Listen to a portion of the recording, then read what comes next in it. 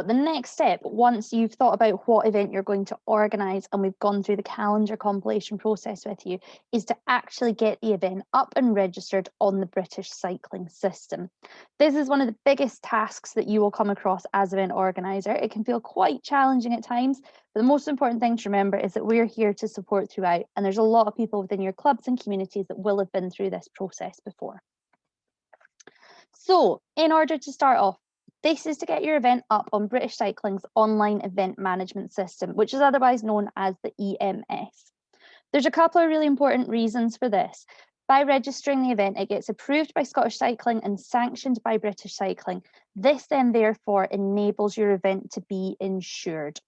Obviously, you need to submit the relevant paperwork, and that can all be done through this system, and then therefore your event will be permitted. It also gives a function for riders to be able to find out details about your event and to be able to enter it. You can use the links on the British Cycling event management systems, then promote your event, share it with other people, and do all that really good stuff to help drum up your entries. I'm not going to lie to you, it can appear to be a little bit of a daunting system at times. However, practice does make perfect, and if you follow the steps that we'll go through and the resources that we provide you with as a new and existing event organiser, you will get there. We obviously look through all the events before they go on the system as well, so we can make sure that there's no errors there. We have a full how-to guide that we do share when you become a new event organiser, and we reshare it throughout the calendar compilation process as well.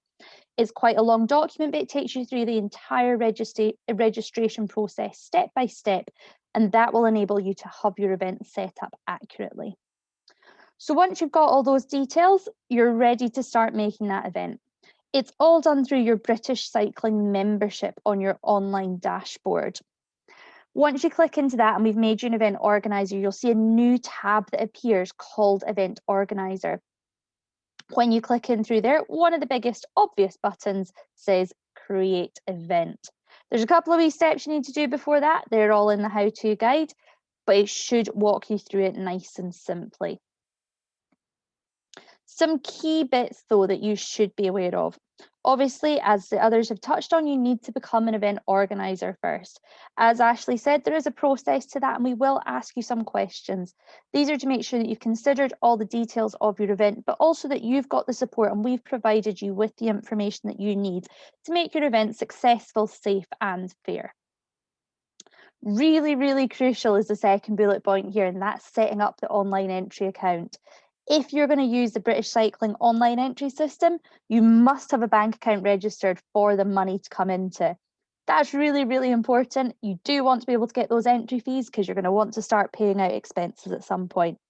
This process can take a little bit of time, usually up to a couple of days, as it needs to be validated by the British Cycling Finance Department. So that's going to be the very first thing that you do when you're set up as event organiser.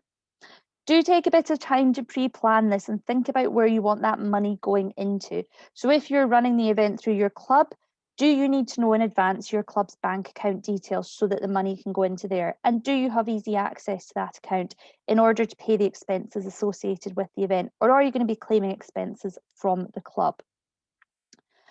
You will then need to complete the event registration. As Ashley has mentioned, you've got the idea of your event, you've gone through calendar compilation, but now you want to think about those event details. I would highly, highly recommend prior to starting the event registration process to have them all jotted down on a wee bit of paper, on a Word document, in another format in front of you, because it will make going through the process a whole lot easier. You can come out of the registration at any point and it will automatically save your progress as you go through.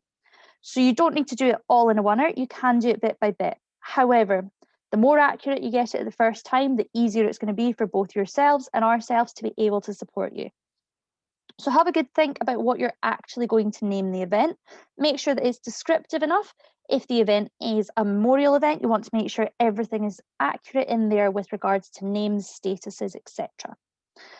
Have a wee think about how you're going to then set up the races within your event. For example, if you're running a youth race, are you going to add the boys and girls separately. I personally would highly recommend that. It makes it much easier when you're coming to dealing with results and sign-on sheets. So that's going to be multiple categories that you're going to need to add in. These are added in as races within the event. There's a lot of good intuition in there, and you can clone each race once you set it up. So you don't need to type in details 1,000 times over, although it might feel like that at the start. You're also flexible as an event organizer, and Julie will touch on this later about entry fees. Again, have a good think before you start to register it about what those entry fee points are going to be for different categories of riders, or whether it's the same overall. As an event organizer, you've also got flexibility with regards to what your entry open and close dates are.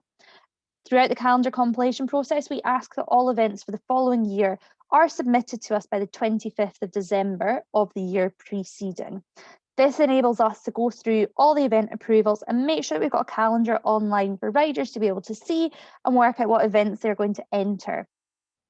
However, if your event is not until the second half of the year, you may wish to hold your entries opening until later on in the year. This can be beneficial. For example, if riders have got injuries throughout the start of the season, they may then need to be withdrawn from your event, and it just saves you a wee bit of admin if you choose to open them a little bit later on. However, you can open them from as early as you like. Likewise, you also need to set those entry close dates.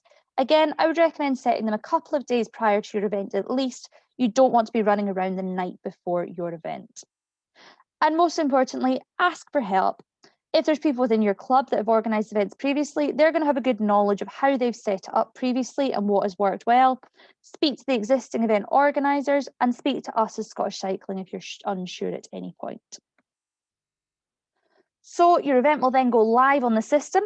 We recommend giving at least 4 weeks for both Scottish Cycling and British Cycling to approve and sanction your event. This is due to annual leave and other business that we may be doing in that time frame. So do think about this when you're considering timescales.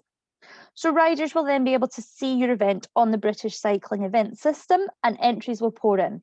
However, riders do have a bit of a habit of treating races a little bit like eBay and seem to think that they need to enter as close to the closing date as possible. We definitely advise don't panic too much if you aren't flooded with entries in the first instance, but do keep a wee eye on it and make sure that you're promoting it through all the local channels that you've got accessible to you. There's a lot of social media forums now that you can be posting your event in to make sure that the word of mouth spread is as good as possible. You'll then need to manage those entries as they're coming in, and again, we provide a guide on how to do this. It's a fairly simple process, and if you follow the guide, you shouldn't have any problems. How much work you do here will depend on how you've set the event up. You can choose to either have riders accepted as soon as they enter, or you as event organizer can accept and reject entries. That's up to yourselves, and that will depend on what type of event you're running and how many entries you expect to receive. Once the event is live, you have got some capacity to edit little bits and bobs of the event. However, quite a lot of that event editing will need to come through us. If there's something you wish to change, if you go through your event dashboard, you may try and make those changes. The system will quickly tell you if you can't, at which point you will need to contact the events team at Scottish Cycling. There's a whole host of useful resources to help you with, and Julie will touch on some more of the things that you'll need to do once your event is live later. As always, if you need anything, first port of call is going back through some of those guides that we send out to all the event organisers. And if you're still stuck, we're always here to help. The best way to get us is through the email address events@scottishcycling.org.uk.